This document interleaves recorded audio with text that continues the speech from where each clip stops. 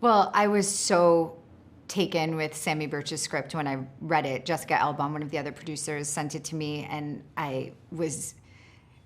just had all of the questions I'm obsessed with about performance and about femininity and about truth, the stories we tell, and then with these two incredible female characters at the center of it. So I was just blown away by it, and I sent it to Todd. I've always wanted to work with Todd, and I was just elated when he was interested too. And then he brought Julie, which was just like, my mind exploded of what a dream this was to get to work on. And then everything really flowed from there too. It was really like everything about it was just magical.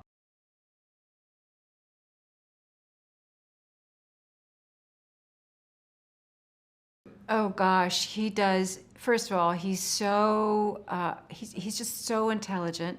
He's so observant of the human condition and of culture and identity too. He's always, I think, thinking about like who we are and what context we exist in. And so whenever you work with him, he sort of laid out the framework for you, literally just in terms of how he's viewing something, what time period he sets it in, and actually how he frames you. You can look at the way he's framed characters in a scene and understand whether has some distance from it or whether he's inside of it. You always know. So for point of view is just so important when you're trying to tell a story or build a character, and he always gives you that. And his explorations of like what it is to be a human being, what we're seeking from each other, what we're learning, what we're oblivious to. It's just constantly, his subject matters are constantly fascinating to me.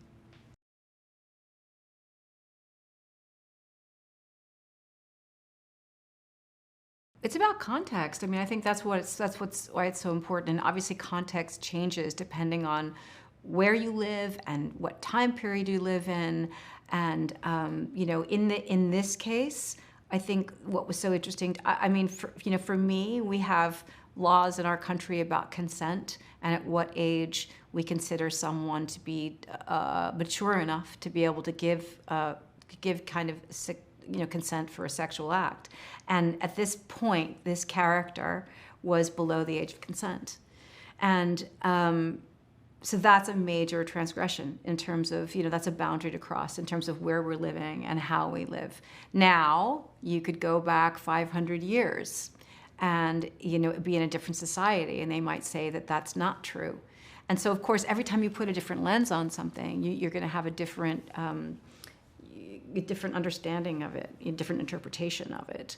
But in this case, this was by fact, by the time that it happened, she went to jail for this, but this is many, many years later. They've stayed together, and this is examining whether or not this was something that should have happened, was okay, but it always changes. I mean, I think that's what's fascinating. But the drama, what I love about it is the drama is in what do we do to one another when we cross these boundaries?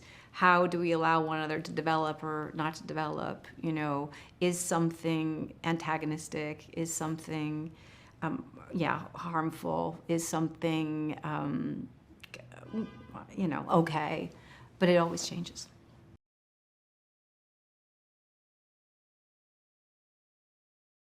Charles is an amazing actor, and he really takes it so seriously. He's so focused. He spent such a long time really creating this character that's so different from who he is, and it's really complicated what he created, because it's also very nonverbal. He kind of finds his voice throughout the film, and so he has to communicate a lot without language. And there's one scene in particular that always moves me so much, in the dinner scene when Julie's character is describing how they first met, and Todd chose to play it on Charles's face, and his reactions are so subtle but so heartbreaking when you watch it, and it's just like a masterful, nonverbal performance that he really just nailed.